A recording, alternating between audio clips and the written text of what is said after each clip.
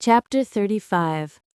The Winter at Queen's. As long as the open weather lasted, the Avonlea students went out to Carmody on the new branch railway every Friday night.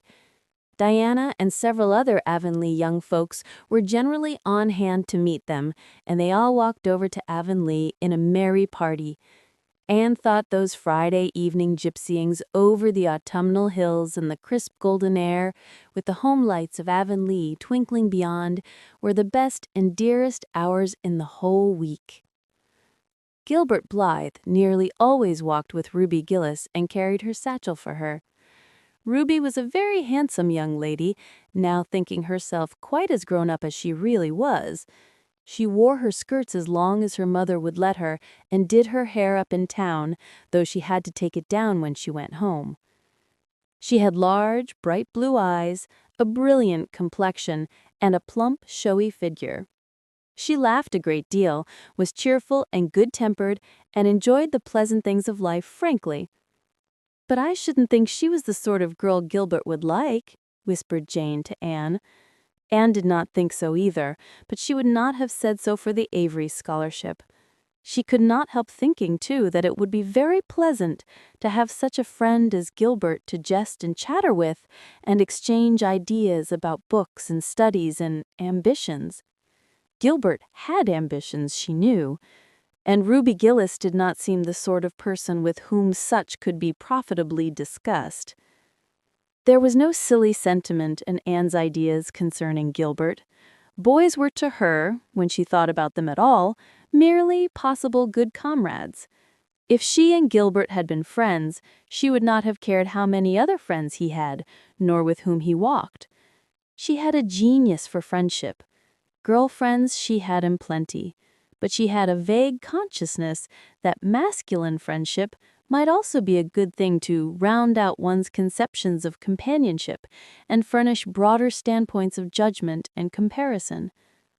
Not that Anne could have put her feelings on the matter into just such clear definition, but she thought that if Gilbert had ever walked home with her from the train, over the crisp fields and along the ferny byways, they might have had many and merry and interesting conversations about the new world that was opening around them and their hopes and ambitions therein. Gilbert was a clever young fellow with his own thoughts about things and a determination to get the best out of life and put the best into it. Ruby Gillis told Jane Andrews that she didn't understand half the things Gilbert Blythe said. He talked just like Anne Shirley did when she had a thoughtful fit on, and for her part she didn't think it was any fun to be bothering about books and that sort of thing when you didn't have to. Frank Stockley had lots more dash and go, but then he wasn't half as good-looking as Gilbert, and she really couldn't decide which she liked best. In the academy, Anne gradually drew a little circle of friends about her, thoughtful, imaginative, ambitious students like herself, with the rose-red girl Stella Maynard and the dream girl Priscilla Grant. She soon became intimate, finding the latter pale, spiritual-looking maiden to be full to the brim of mischief and pranks and fun, while the vivid black-eyed Stella had a heart full of wistful dreams and fancies, as aerial and rainbow-like as Anne's own. After the Christmas holidays, the Avonlea students gave up going home on Fridays and settled down to hard work. By this time, all the Queen scholars had gravitated into their own places in the ranks, and the various classes had assumed distinct and settled shadings of individuality. Certain facts had become generally accepted. It was admitted that the medal contestants had practically narrowed down to three: Gilbert Blythe, Anne Shirley, and Lewis Wilson. The Avery scholarship was more doubtful, any one of a certain six being a possible winner. The bronze medal for mathematics was considered as good as won by a fat, funny little up-country boy with a bumpy forehead and a patched coat. Ruby Gillis was the handsomest girl of the year at the academy. In the second-year classes, Stella Maynard carried off the palm for beauty, with a small but critical minority in favor of Anne Shirley. Ethel Marr was admitted by all competent judges to have the most stylish modes of hairdressing, and Jane Andrews, plain, plodding, conscientious Jane carried off the honors in the domestic science course. Even Josie Pye attained a certain preeminence as the sharpest-tongued young lady in attendance at Queen's. So it may be fairly stated that Miss Stacy's old pupils held their own in the wider arena of the academical course.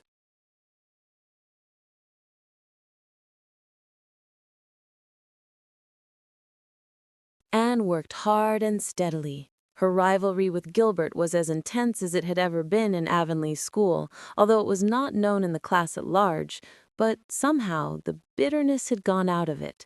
Anne no longer wished to win for the sake of defeating Gilbert, rather for the proud consciousness of a well-won victory over a worthy foeman. It would be worthwhile to win, but she no longer thought life would be insupportable if she did not. In spite of lessons, the students found opportunities for pleasant times. Anne spent many of her spare hours at Beechwood, and generally ate her Sunday dinners there, and went to church with Miss Barry.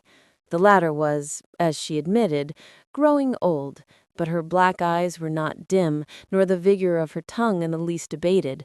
But she never sharpened the latter on Anne, who continued to be a prime favorite with the critical old lady. "That Anne girl improves all the time," she said. "I get tired of other girls. There is such a provoking and eternal sameness about them. Anne has as many shades as a rainbow, and every shade is the prettiest while it lasts. I don't know that she is as amusing as she was when she was a child, but she makes me love her, and I like people who make me love them. It saves me so much trouble in making myself love them." Then, almost before anybody realized it, spring had come. Out in Avonlea, the Mayflowers were peeping pinkly out on the sere barrens where snow wreaths lingered, and the mist of green was on the woods and in the valleys. But in Charlottetown, harassed Queen's students thought and talked only of examinations. "It doesn't seem possible that the term is nearly over," said Anne. "Why, last fall it seemed so long to look forward to, a whole winter of studies in classes, and here we are with the exams looming up next week. Girls, sometimes I feel as if those exams meant everything, but when I look at the big buds swelling on those chestnut trees and the misty blue air at the end of the streets, they don't seem half so important."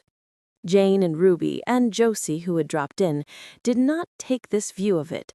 To them, the coming examinations were constantly very important indeed, far more important than chestnut buds or Maytime hazes. It was all very well for Anne, who was sure of passing at least, to have her moments of belittling them, but when your whole future depended on them, as the girls truly thought theirs did, you could not regard them philosophically. "I've lost 7 pounds in the last 2 weeks," sighed Jane. "It's no use to say, 'Don't worry.' I will worry. Worrying helps you some. It seems as if you're doing something when you're worrying.